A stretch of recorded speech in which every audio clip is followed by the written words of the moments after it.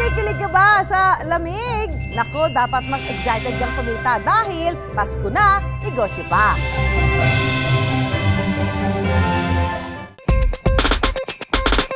Kumukuti-kutitak, bumubusi-busilak, ganyan ang mga parol ng Pampanga. Bukod sa magandang pagmasda ng mga ito habang kumukurap-kurap, ubod din daw ito ng sarap. Ito ang mga makukulay na parol cake, edible o pwedeng-pwedeng kainin. Dahil hindi na lang tuwing may birthday ang cake, patok doon itong negosyo tuwing Kapaskuhan.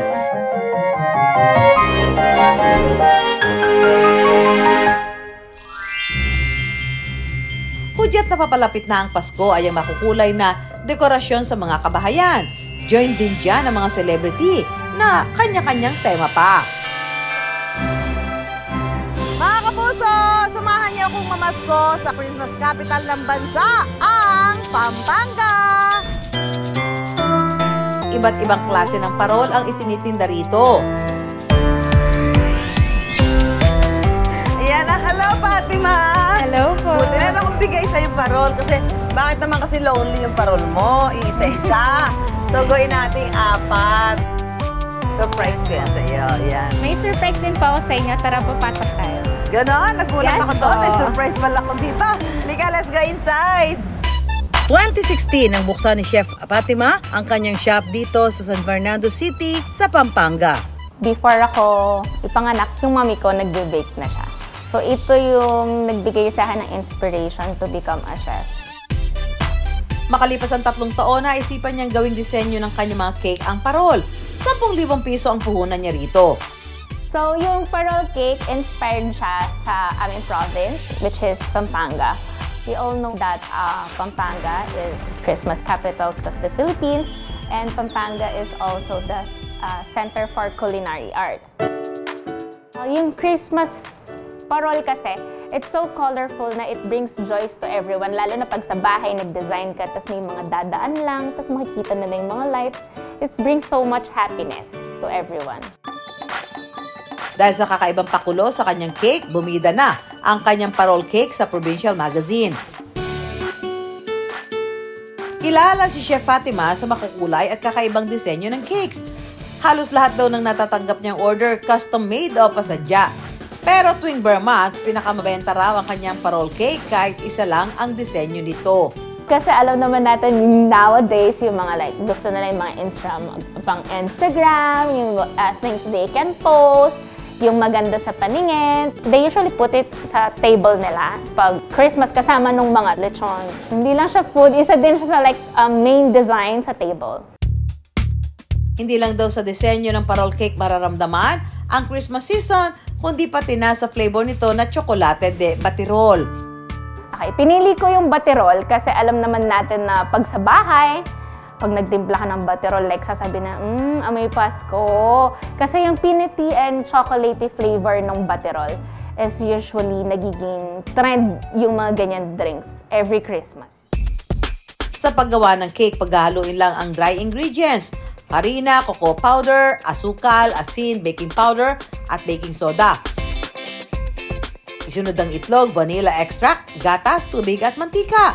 Paghahaluin lang ito saka ilalagay sa molde at ibibake. Para sa filling at frosting, paghahaluin lang ang chocolate buttercream at tsokolate de batirol.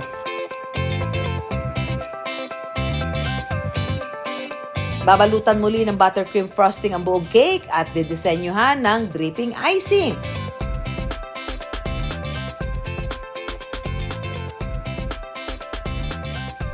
Para sa mismong parol, gumagamit si Chef Fatima ng edible printed design bilang guide. Wafer sheet po siya with edible ink, naka-base siya ng fondant. Parang ito po yung mga nakalagay din sa Turones de Casoy. Yes. Bali, we have star tips, so maliliit po sila na stars. So magpo-form tayo ng maliliit na star, tapos mabubuo siya ng malaking star. Nako, it's my turn. Good luck sa bibili nitong cake na gawa ko. Sige, practice muna tayo. Dahil hindi natin sigurado. Ay, malaki. No? Opo, konti lang po. Yan, parang ganun mo. Ayan po. Yan, ganyan po. Yan, pwede na maging chef. Pwede na maging chef. Ay! Ano ba yan? Diin ko masyado. Ang importante, di ako lumampas. Nakaka-nervyos. Kung saan direksyon nagpunta yung ano. Yan! Mukha din naman siyang parol. Diba? Parang yung akin, bukol-bukol. Okay lang po. Yung ginawa ni Fatima, ang ganda. Tinitingnan ko. Siyempre, may bibili dito. Lalo na kung bebenta ng mura. Ayan o. Maganda kaya. Kamukarting parol yan. Chef, Fatima, ikaw na magtuloy nito. Di ko na carry. 30 minutes daw ang nagugugol na oras para sa isang cake. Kaya masasabing labor of love ang pagbuo ng parol cake. Tiki man na! Yan ang exciting part sa cake, ang pag-cut. Oh, wow! Oh. So this is chocolate baterol. Chocolate ito. Chocolate baterol. Ayan, oh. Kita niyo ba yan? Yan. For the first time, nakatikip tayo ng kakaibang flavor. Pinoy na Pinoy. Lasang peanut butter, baterol. Parang 3-in-1 eh, no? Combination of flavors po siya. Combination of flavor. So, asarap ito sa kape. Mukhang hindi lang ako ang natuwa sa parol cake. Lasang Pasko. Sarap. Yung lasa and yung design, as you can see. Pwede siyang for giveaway, for Christmas. Nakakasarap siya kainin, lalo na kasi yung nakikita mo, lalo na pag Christmas talaga.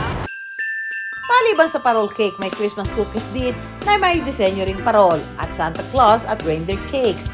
Pagsapit ng Pasko, umaabot daw ng halos 500 orders ng Christmas cakes ang nakukuha nila. Sobrang pagod, but I have my team with me, so medyo madami naman po kami. Everyone has a task to do. There will be like focus for parol cakes, may mga nakafocus sa bento, may nakafocus sa designing. So it's a task by person. Nakatutulong daw ang ginagawa nilang pre-order system tuwing peak season gaya ng Pasko. So 1 month pa lang i-release na namin sila for pre-ordering. Malaking advantage yun, lalo na sa mga businesses. Kailangan talaga meron kayong lead time with each order, lalo na kasi pag nagsabay-sabay sila. It takes process para matapos ang isang cake. Gaya ng kanyang parol cake, makulay rin ang kita ni Chef Fatima sa kanyang seasonal cakes. With our Christmas cakes, kumikita kami at least 5 digits for the whole season. Walang duda na tuwing sasapit ang Pasko, mas kumikita ang mga negosyo. Para sa akin, bilang isang negosyante, kailangan maging creative and adaptive tayo. Lalo na ngayong Christmas, kailangan sumabay tayo sa trend para hindi tayo mapag-iwanan.